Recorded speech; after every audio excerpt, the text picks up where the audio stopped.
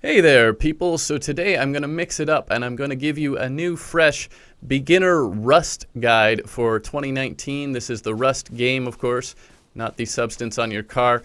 Um, so a lot of things have changed since my original Rust guide, and one of those is that there is a map, of course. You have a default map now, and something to be aware of is that you actually start, of course, you start naked and afraid on the beach, but they have sort of divided the map up into sort of beginner areas and more advanced areas, and so basically you will spawn on a sort of beginner side of the map.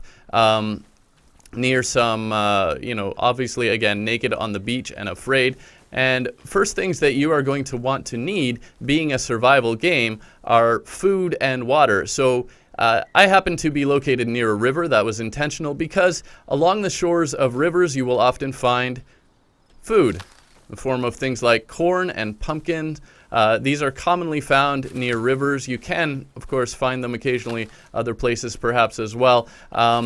Other food will be mushrooms that you'll find in certain forested areas, and you're going to want to be able to drink, of course, as well. So you cannot drink from the ocean. It's salt water. It will hurt you. But you can drink from rivers and lakes. So there's a river here. I can drink directly from that. There's a lake just over here as well, and yes, you can swim. There's new underwater stuff in this game too, which I'm not going to get into today. But there's a lake, and you can drink from freshwater lakes as well. As you progress, of course, you can get various containers for storing water and so on as well. But basically, yeah, you are going to want to eat food and drink water, and that's going to keep you alive early on. You'll need a certain level of food. I believe it's 100 before your health can regenerate. And you'll need comfort items in order for your health to regenerate quickly as well. So you can craft a campfire from wood. You can get wood by smashing trees. I'll tell you about that in a second. You start with just your rock and your torch, of course. But there's various stuff you're going to want to gather. And one of those is hemp, like this. This is your hemp plant, and that actually gives you cloth, which you can use. You can notice here that you get seeds from these as well. You can plant those in the ground, including food and hemp as well, so you can grow more resources to eat and to create clothing. Keep in mind the status meters and status effects down in the bottom right there. You may have noticed when I was running through the river, I was cold and wet. Those are status effects that show up in the bottom right. The first green bar is your health meter, of course. The second one is your food meter. The third one is your water. When your food gets to 0, you're going to starve. And when your water gets below 50, you'll get dehydrated, and those are going to hurt you, of course. So keep those in mind. And of course, when you first start the game nowadays, you also get a task list up in the top left. You'll have a whole bunch of tasks. That's your sort of basic game tutorial. So do read that and do, complete those tasks. That is going to give you an introduction to the game as well. But I'm going to help you along with what exactly you need to do to succeed in completing those tasks. And then I'm going to tell you more about the game after that as well. So you will need to collect wood. You can bash your rock against trees. Now these days they've added a little mini game. You want to try to hit the X's, and those will rotate around either clockwise or counterclockwise around the tree. If you hit those X's, you'll get extra wood and you'll get the tree knocked down faster. You do, when you finish knocking down the tree, you get a large bonus, so you do want to finish what you've started, so to speak. You're going to want to gather wood, and you can gather stone as well. You can craft weapons, of course. Other players will try to murder you, and that is a very common thing in this game. So one thing to be aware of course, you can gather resources this way. I'll show you some other ways to get them a little quieter as well, because other players can hear you, and when you start gathering resources this way, other players will hear you, and they're probably going to come and try to kill you. And it's a similar little mini game that I'll show you with the rocks as well. So one thing about rocks in Rust, you can't just harvest any old rock. Now this is one of the things I was going to tell you a little later. This is like a mini node, a nodelet. and this is something that you can just pick right up off the ground. So that's pretty awesome if you find some of those. They're scattered once in a while. There's a similar thing for trees. You'll find tree stumps laying around as well. And the bonus there is that you can pick those up silently without attracting the attention of the other players. Because again, otherwise, this is more the kind of boulder that you're looking for. You can't just walk up to the cliff face and harvest rock from the cliff face. You can't harvest rock from these. But this one, and there are 3 different types of rock. So this is a sulfur rock boulder, and that, I believe, is just a regular stone one. So yeah, you'll get stone, and you can see here the little mini game for that is that there's a little sparkling effect. It's the same with the other rock types, but you notice the sort of distinctive boulder look that these have versus the random rocks and rocks that are just part of the terrain.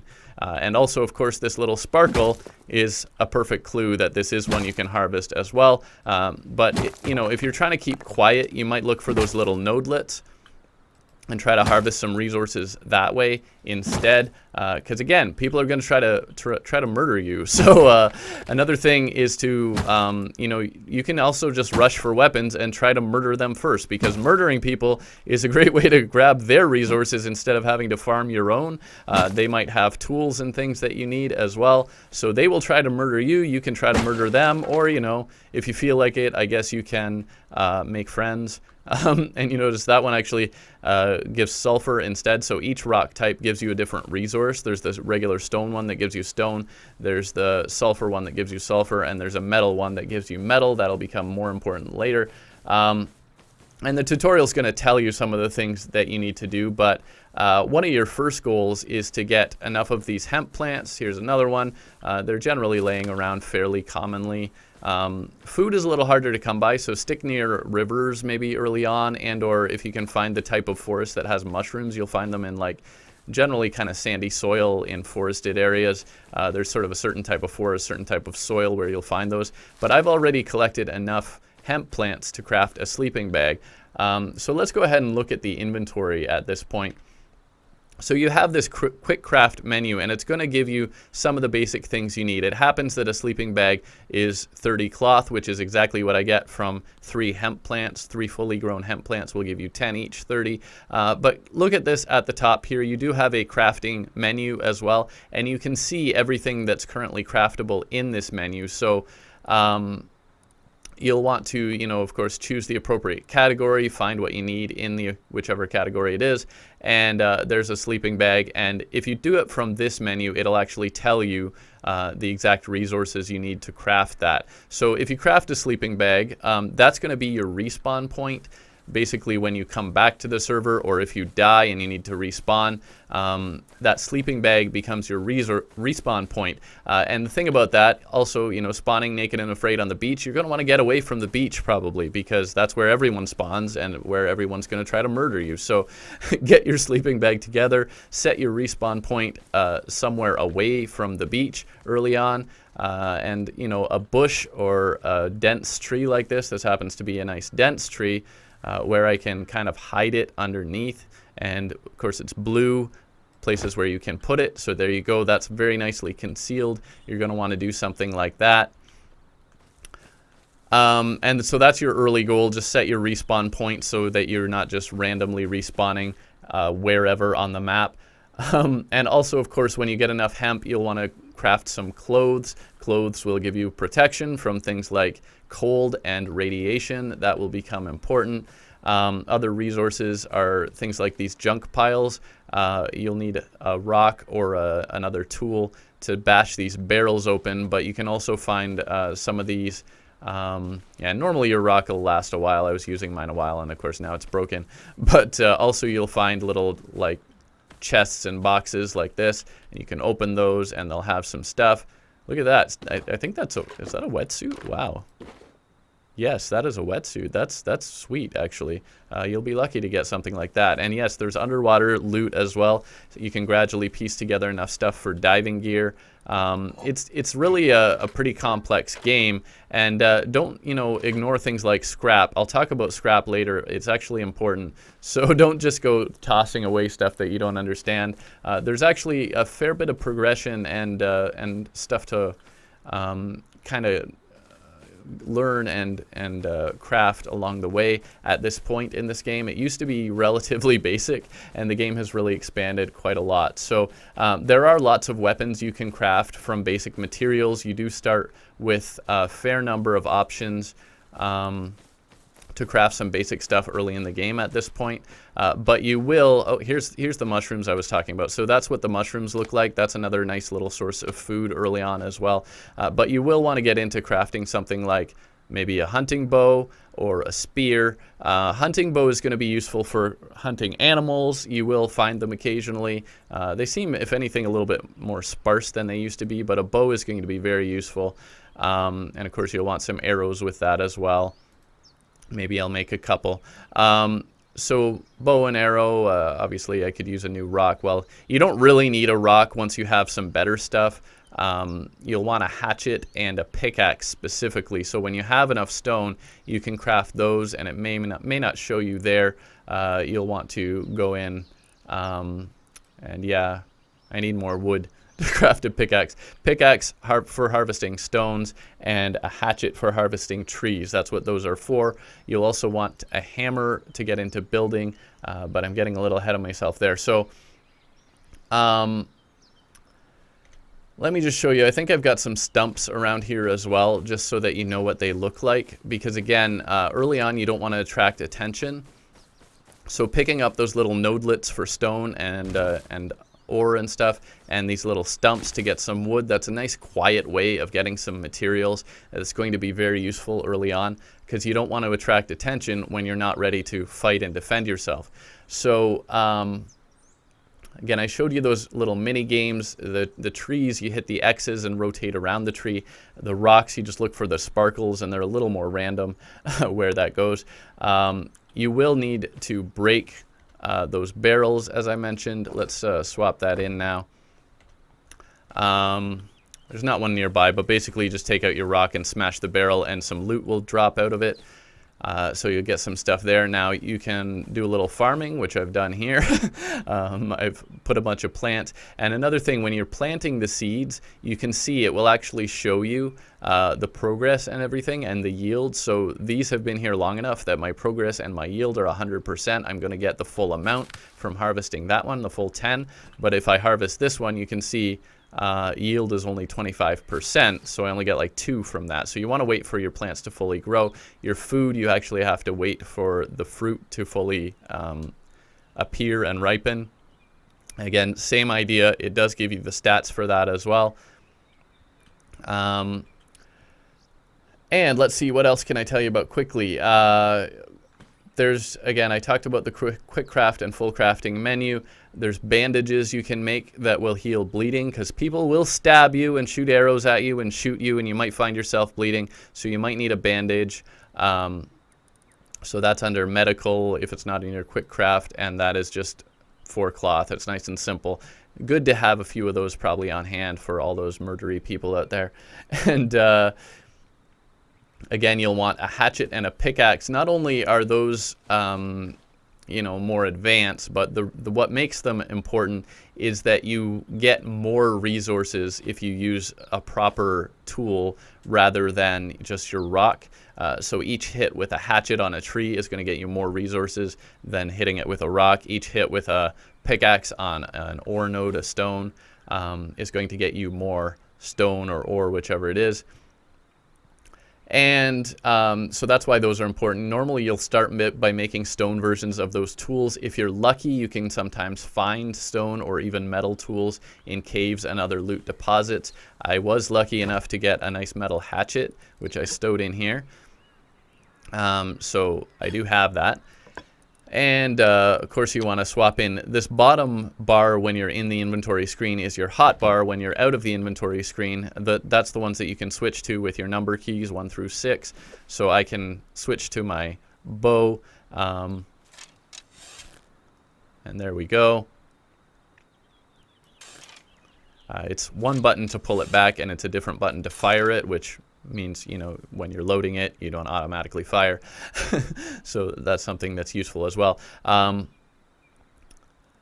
And yeah, there are different types of animals that you can find around the environment, and that is one of the reasons that you might want a bow early on. It's easier to kill things, whether they be animal or human, with a ranged weapon than with a melee weapon. There are lots of melee weapons you can use, and those will be important if you happen to get up close with somebody. You know, if somebody has a wooden bow and you have a machete, you might be able to take them out a little closer range quickly enough before they can reload those arrows. But, you know, somebody with a gun, they're going to do better.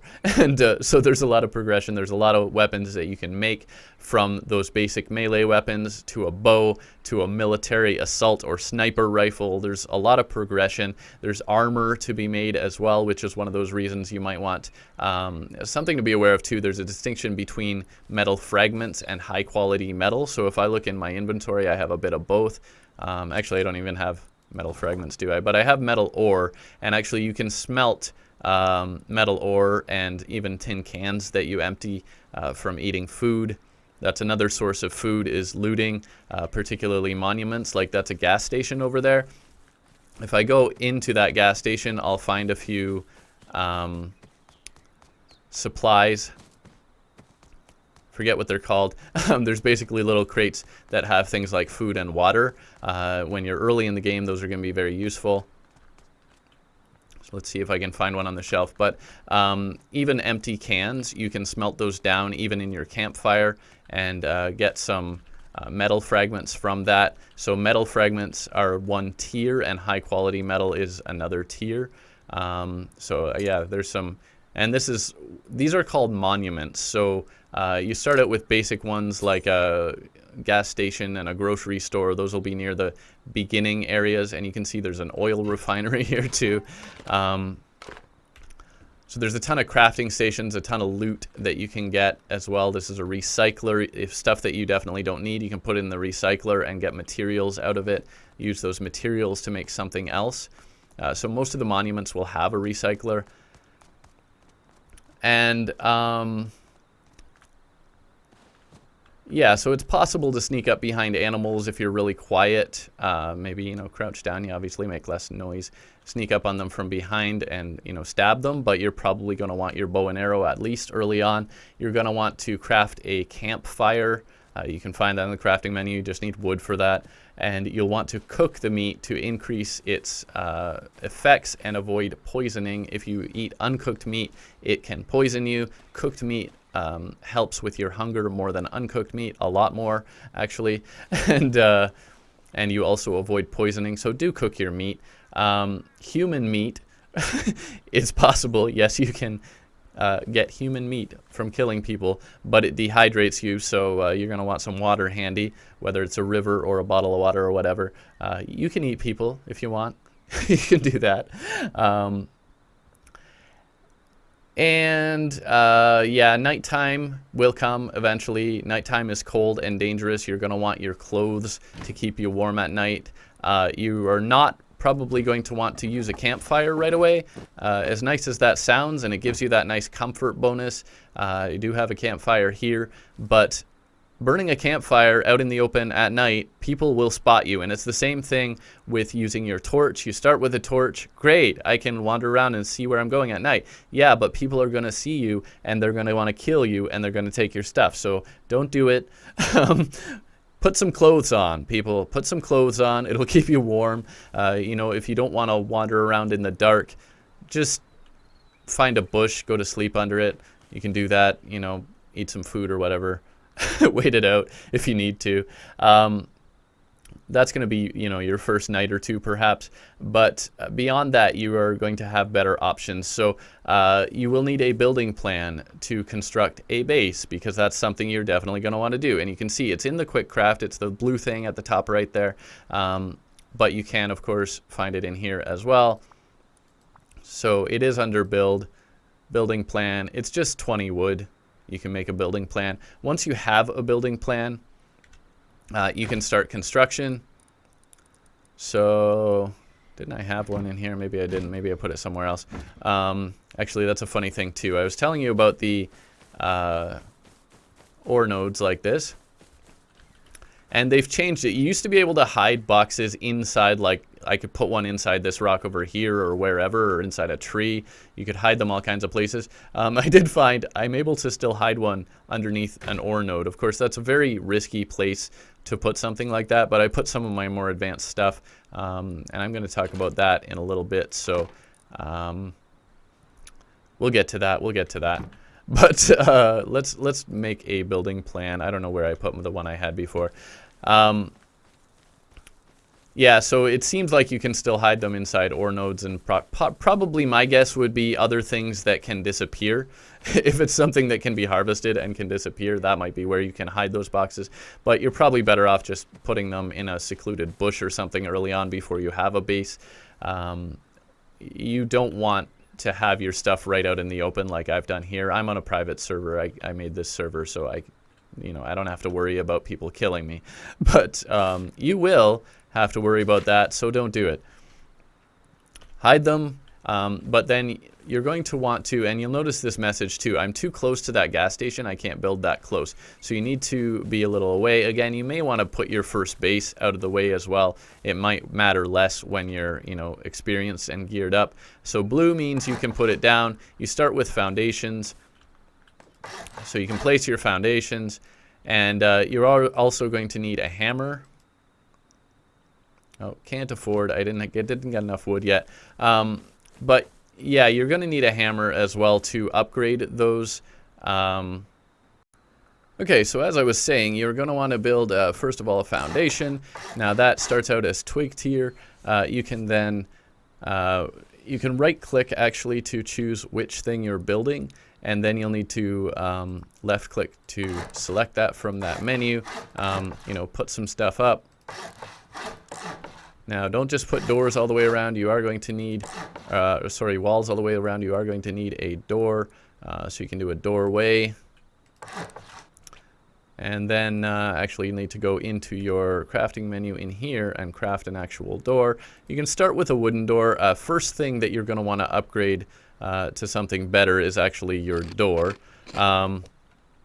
But here we go, and you're going to want to upgrade everything. This is, again, twig tier. Twig tier is the lowest level. Wood is next, then stone, then sheet metal, and then actually armored. I actually have some high-quality metal, so I could do that. But upgrade your foundation first. You don't want people undermining your foundation. Kind of ruins the whole point of having the rest of the structure. I don't have enough stone to do the whole thing right now, but that's one of your priorities. You'll want to put your door on, obviously, and that's another thing that you are going to want to upgrade. That's probably priority number one. Upgrade your door to a sheet metal door at least, potentially an armored door later on. You can craft a lock to put on that. You are going to want a roof on your building, of course. So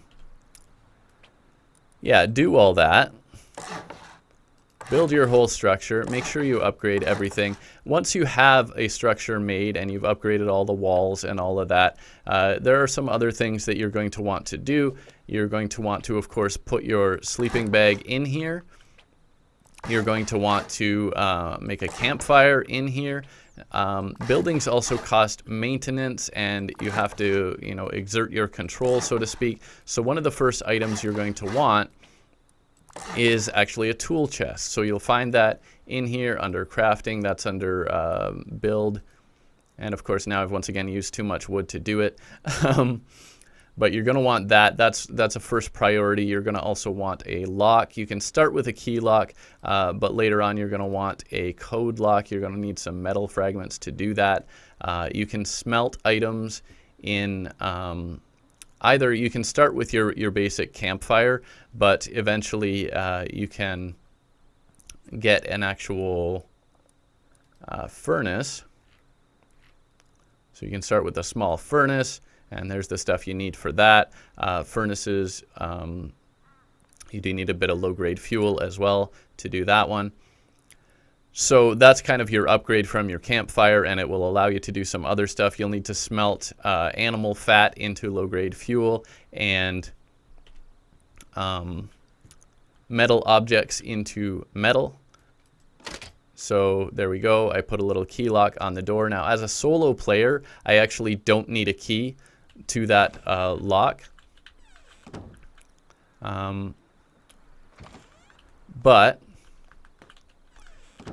on multiplayer, you will actually need a key. So you can create a key there.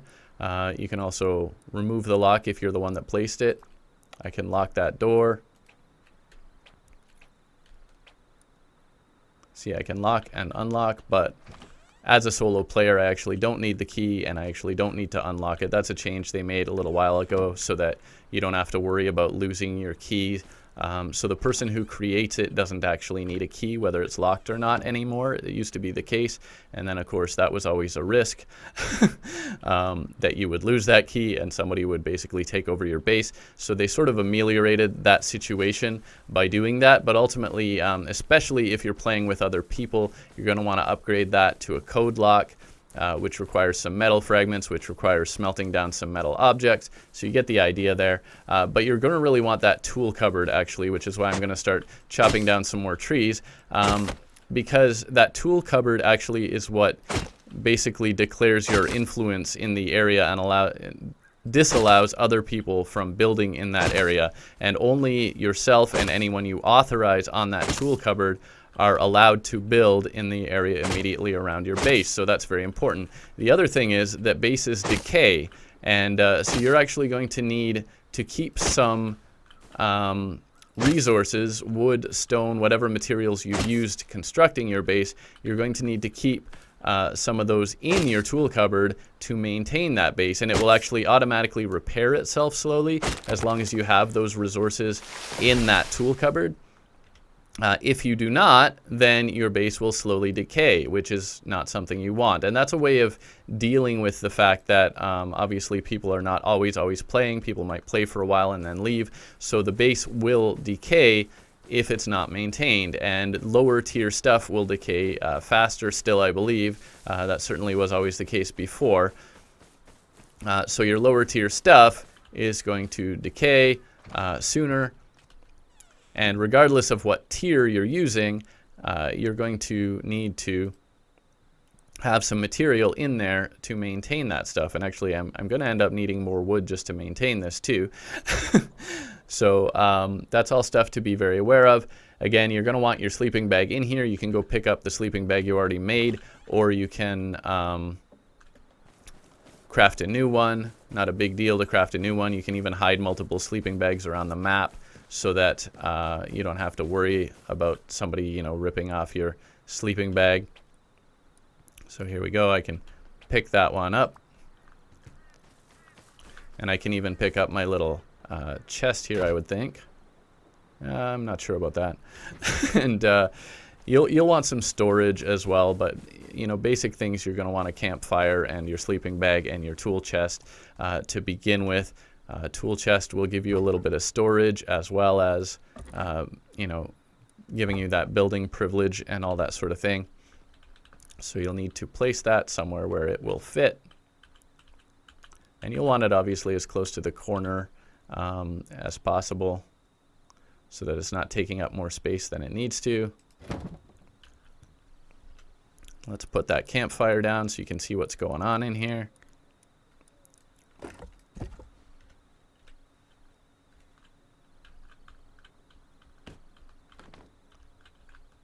Come on, come on, come on. Oh, yeah, because I have the cool tool chest, I need to authorize myself first. And it warns me the building is decaying.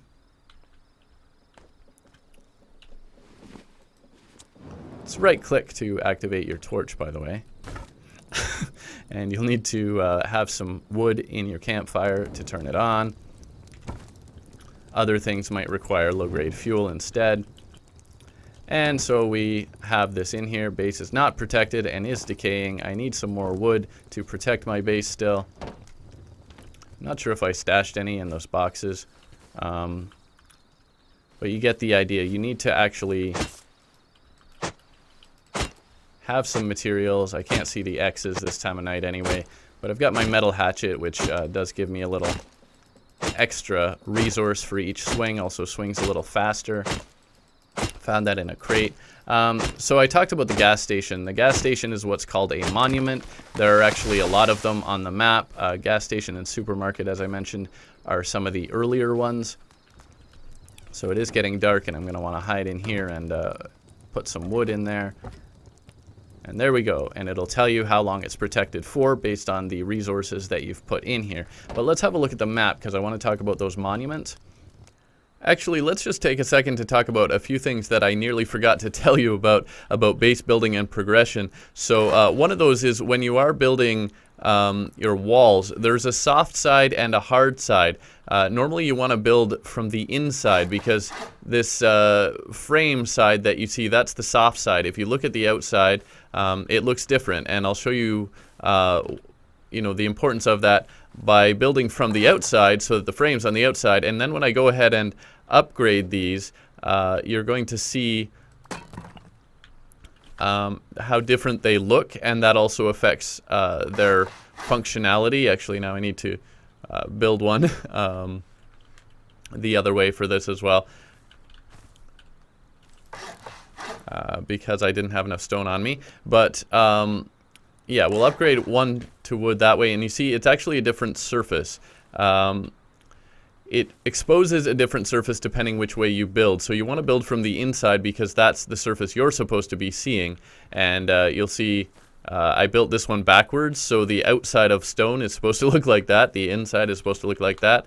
And same with this. This is the outside of the wood, and that's the inside of the wood. And it matters, because the hard side is the side that people will have more trouble breaking down. If you expose the soft side, then that's going to be a problem for you. So basically you want to build from the inside to put the hard side out and the soft side in. The soft side will be knocked down easily by people with, say, a hatchet like this. This is going to come down relatively easily. And you can see, I mean, it's still going to take a while, but if I start doing that to this, it's going to take a lot longer to have really any effect on it. Another thing I wanted to talk about is some of the other items that you would want in your base. See, that many hits and it hasn't done a thing, whereas if they spend enough time knocking this down with a hatchet, it's going to come down. So, and obviously other things can take them down even faster. But there are some other things that you're going to want inside your base as well as you progress through the game. Let's just go ahead and turn on. I did put a furnace in here so I could smelt some metal, so I could make this stuff, so I could show you. There's a system of blueprints in Rust, and in order to make use of that and to build more advanced stuff, there's a couple of things that you're going to need. You're going to need a research table and a workbench. So here's a research table. And this is what you're going to need, some 200 metal fragments and 75 scrap to make one of those. But you need a workbench to do that. And the workbench, well, of course, I just put in a bunch of wood in here, so maybe I should, actually, that's not even enough anyway.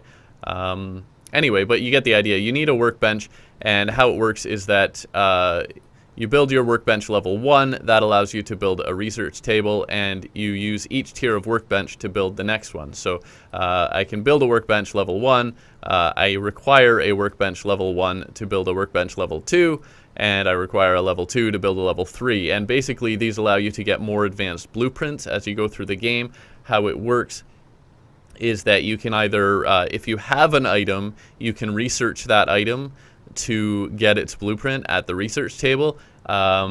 If you don't, you can either find the blueprint for it if you're lucky.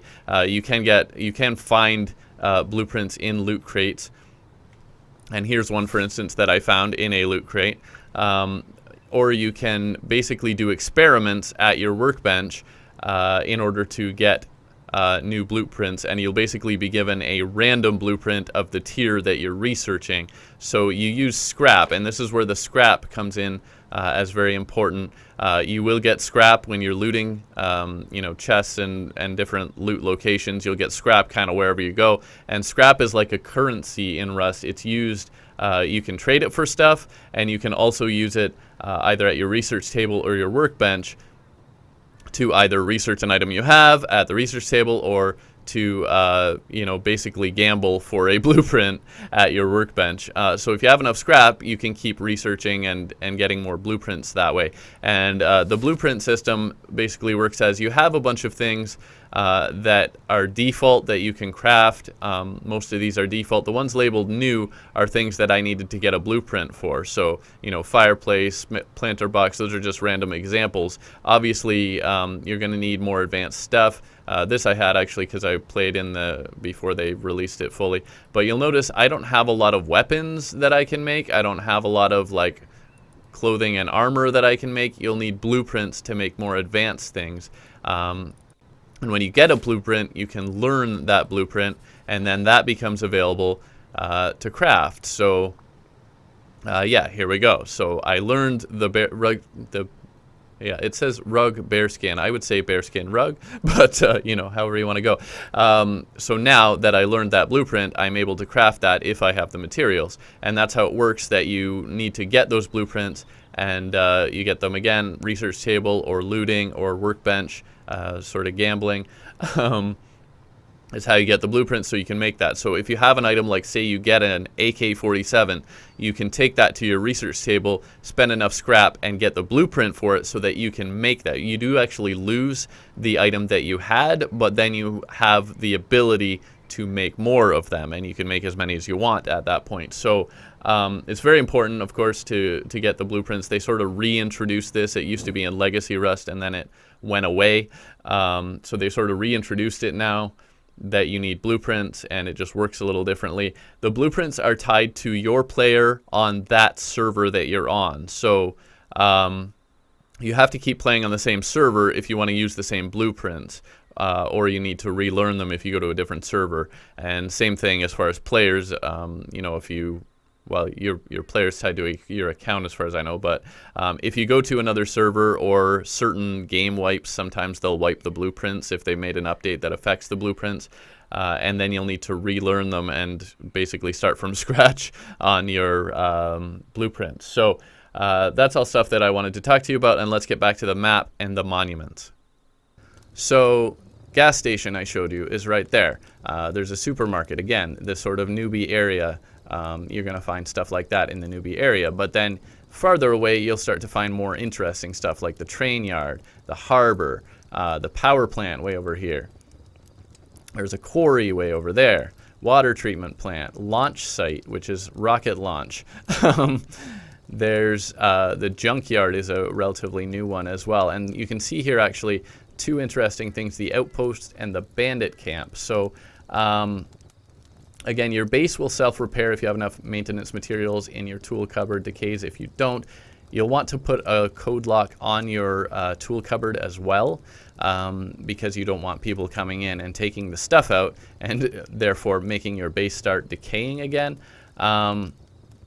You can also, I should show you this, create a team now on the inventory screen, and then basically just walk up to somebody, and when they're sort of highlighted, you can push your use key, that's normally the E key, to add them to your team or to invite them to your team. But let's talk about those monuments now.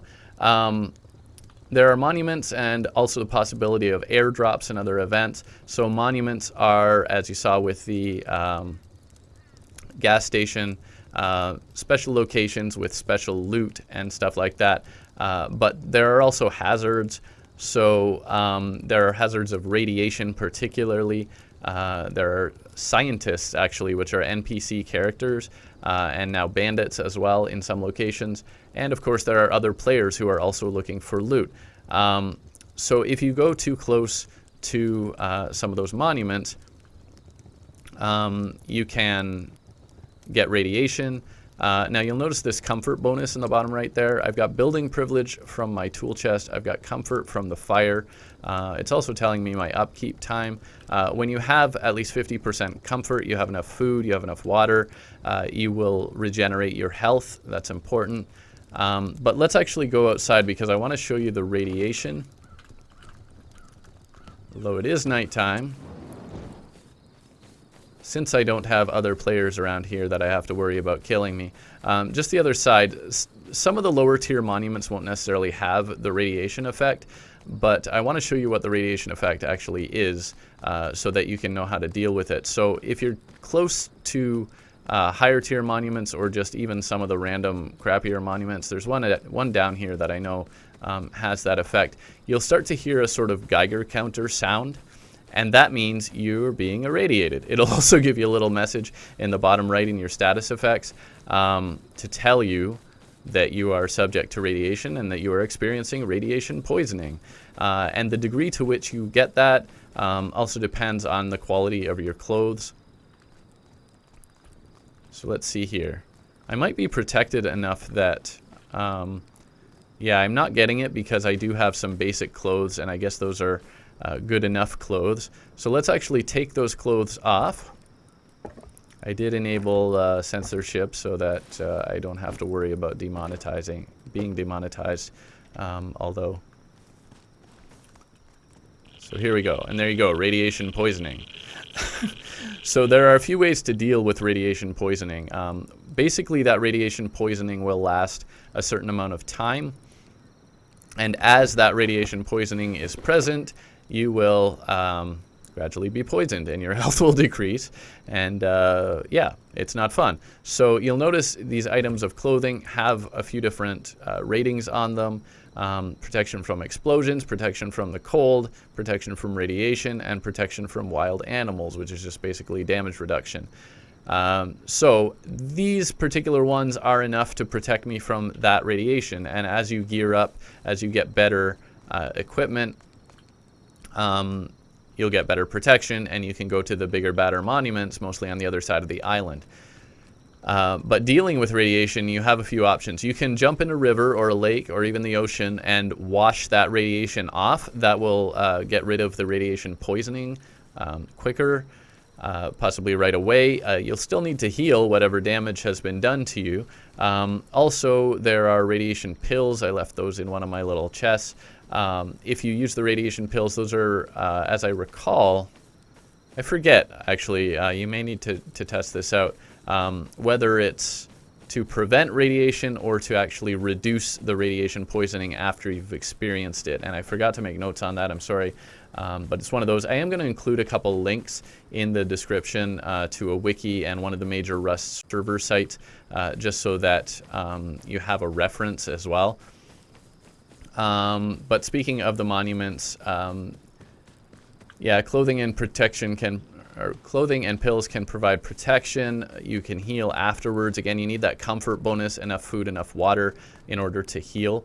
And also, when you're at a monument like this, this is a high enough monument, even though it's one of the basic monuments. I did actually find a green card on the boss's desk back here. And at certain desks, you can find cards, and those will actually potentially give you access to. It was just on this desk here. Actually, there's another one here already because I took the one that was here. The green key card is the lowest level key card, and it's basically a system of key cards that they've implemented relatively recently to give you access to higher tier monument locations where there's better loot. Again, you'll need better gear anyway to protect you from radiation and so on.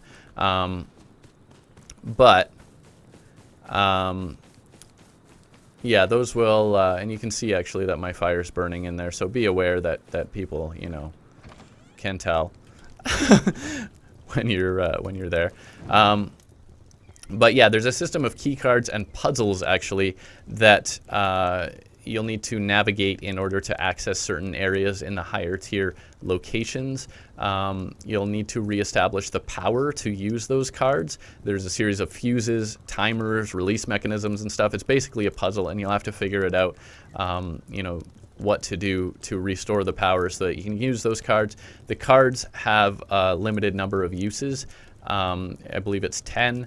So you'll want to get the power and everything else set up first, then try swiping your card, and hopefully you can get in those locked doors that are guarded by those cards.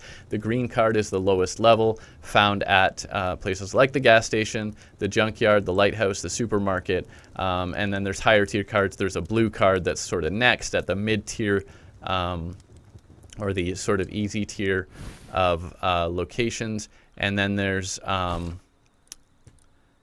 a red card that's at a higher tier yet, and that, you know, you'll find the red tier at the sort of medium level, and then you get that card and you can take that to the high level locations and use that. A couple other things I just want to talk about really quickly that I'm not really going to show you. Hot air balloons you can find lying around in fields and grassy areas. They require low-grade fuel to fuel those to inflate the hot air balloon, and yes, you can go up in the sky, you can control your altitude, and you basically guide those by watching the windsock to tell you which direction the wind is blowing at that altitude, and you control your altitude to control, you know, how high you are on that list, or how high you are in the altitude, and therefore which wind stream is going to carry you which direction. So how high you are is essentially going to decide which way you're going to go based on the wind direction at that altitude. There are also a couple of safe zones, which is what I was talking about on the map here. So the Outpost is guarded by scientists. This is a quote-unquote safe zone, and the Bandit camp as well. They are on the map. You'll need to wander over to them. They're protected by NPC characters and turret defenses. You're safe as long as you are not wielding a weapon. So there are exceptions to that. You can hold your rock, your torch, or your flashlight, but any other weapon and they will kill you. So keep that in mind. The Outpost has vending machines and crafting stations that you can use. It's run by scientists. You can go there to chill out, get away from people killing you. Bandit Town, sort of a similar idea, but it's in a swamp. So Outpost is kind of like a little town. Bandit is in a swamp. It's you know, a series of shacks and stuff. There are bandits there who trade and run a little casino.